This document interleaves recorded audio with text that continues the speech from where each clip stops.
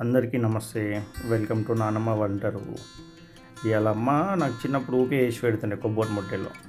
So ఇలా మళ్ళీ పిల్లలు వచ్చేసి నాని ఏమన్నా చేయి నాకు తిననీకంటే మళ్ళీ కొబ్బరి ముట్టెలు చేస్తా అని చెప్పింది. సో కొబ్బరి ముట్టెలు మస్తు స్మూత్గా ఉంటాయి, మంచిగా ఉంటాయి, టేస్ట్ అయితే మస్తు ఉంటుంది. మీరు కూడా చూడండి ఒకసారి ఎట్లా చేసిందో మమ్మీ. ఇక ఫస్ట్ అయితే నన్ను ఫ్రిడ్జ్లోకి వెళ్ళి పోయి కొబ్బరి ఉంది, కొబ్బరి తీసుకురాపో అన్నది. పొద్దున కొబ్బరి చట్నీ వేసింది సగము, ఇంకా సగం కొబ్బరి ఉంది, అది తీసుకొచ్చి పొట్టు తీసేసి మొత్తం దాన్ని చిన్న చిన్న ముక్కలు కట్ చేయమన్నది. ఇక నేను పనిలో పడ్డా అనమాట. కొబ్బరి తీసి మొత్తం ఒలిచిన దాన్ని మొత్తం ఒలుచుకుంటూ కూర్చొని చిన్న చిన్న ముక్కలుగా కట్ చేసిన. ఇక కొబ్బరి వెళ్తుంది, అది తెలిసిగా గట్టిగా వాడైతుంది, తప్పదు, అయినా తీయాలి, మనం ఎట్లనో అట్లా తీయాలి. సైడ్లకి వెళ్ళి మెల్లమెల్ల తీస్తే మధ్యలో ఈజీగా వస్తుంది. ఫస్ట్ ఏదైనా ఒక సైడ్లో పోండి మంచిగా బయటికి వెళ్ళినట్టుంటే అక్కడ నుంచి తీసేసుకోవాలి. ఇట్లా చిన్న చిన్న ముక్కలు కట్ చేసిన మొత్తం దాన్ని మంచిగా కడిగింది మమ్మీ. ఇంకా కట్ చేసి అది కడిగేసి దాంట్లో కావాల్సినవి బియ్యం పిండి, శనగపిండి తర్వాత ఒక లవంగా, ఒక ఇలాచి, ఒక పట్ట చిన్న చిన్న ముక్కలు ఒక 3, ఉప్పు, జీలకర్ర. ఇక కొత్తిమీర అయితే అన్నిట్లో కామన్, మీకు తెలిసిందే, కొత్తిమీర కంపల్సరీ కావాలి. కరివేపాకు, పచ్చిమిరపకాయ, అల్లం, ఎల్లిపాయ ముక్కలు, చిన్న చిన్న ముక్కలు. ఇక ఫస్ట్ అయితే కొబ్బరి తీసుకున్నది మమ్మీ, కడిగింది కొబ్బరిలో ఒక మిక్సీలో వేసేసుకోవాలి. మొత్తం మిక్సీలో వేసేసి గ్రైండింగ్ పట్టాలి దాన్ని. స్టార్టింగ్ అయితే నీళ్ళు వేయద్దు అని చెప్పింది మమ్మీ.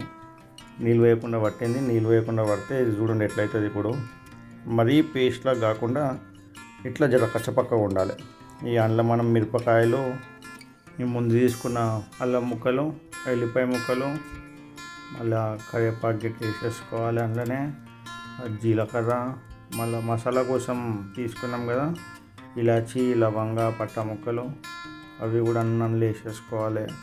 వేసుకొని జర్ర నీళ్ళు పోసుకోవాలి.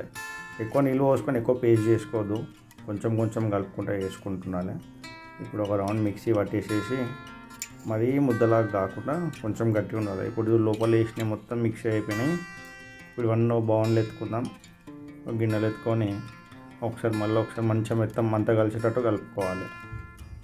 అందులోనే ఒక చెంచా ఉప్పు వేసుకోవాలి. ఫస్ట్ ఉప్పు వేసుకొని శనగపిండి, బియ్యం పిండి తీసుకున్నాం కదా, ఒక 2 స్పూన్ల శనగపిండి, వేపినాక 4 స్పూన్ల బియ్యం పిండి, ఈ 2 పిండిలు వేసేసుకొని మంచిగా అందులోనే కొత్తిమీరకి వేసుకోవాలి.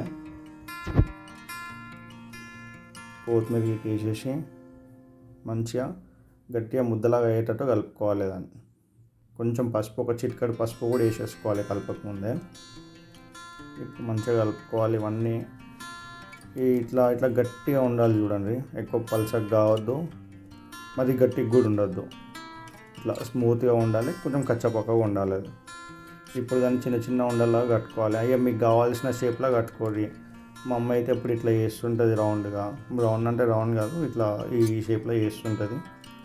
ఇవన్నీ ఇట్లా చేసేసుకొని ఇవి చేసేటప్పుడే మీరు ఒకసారి పొయ్యి మీద నూనె పెట్టేసేసుకోవాలి. సో నూనె కొంచెం కాగే లోపల ఇవన్నీ చేసేసుకోవచ్చు.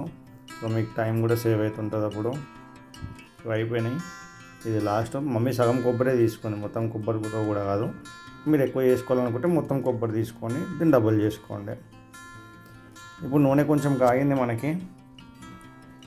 ఇప్పుడు ఇవన్నీ వేయించుకుందాం. ఇక ఒక్కొక్కటి నూనెలు వేయించుకొని మరీ హైలో కూడా పెట్టకూడదు, మరీ అంటే ఎక్కువ నూనె వేడి కాకుండా తక్కువ కాకుండా కొంచెం వేడి, నార్మల్ వేడి అయినాక వేసుకోవాలి. ఎందుకంటే ఎక్కువైనా మాడిపోతాయి, తక్కువైనా లోపల కాలేయి కాబట్టి కొంచెం మామూలుగా వేడైన తర్వాత వేసేసుకొని కొంచెం ఒక సైడ్ కాలాగానే మళ్ళీ ఇంకో సైడ్ తిప్పుకోవాలి.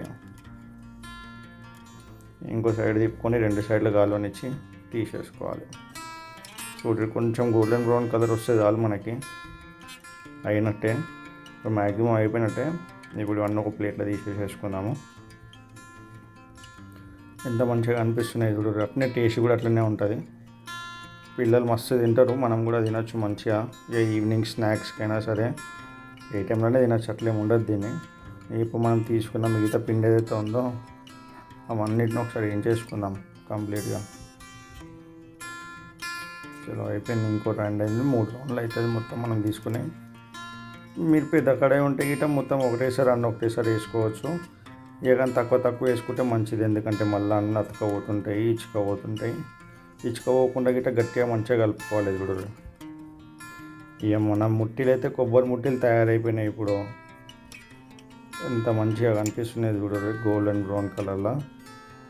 దీనికి గీట మనం జర్ర సాస్ పెట్టుకున్నాం అనుకో మస్తు టేస్ట్ ఉంటుంది. ఇక లోపల చూడరు ఎట్లుంది, మమ్మీ చూపిస్తుంది.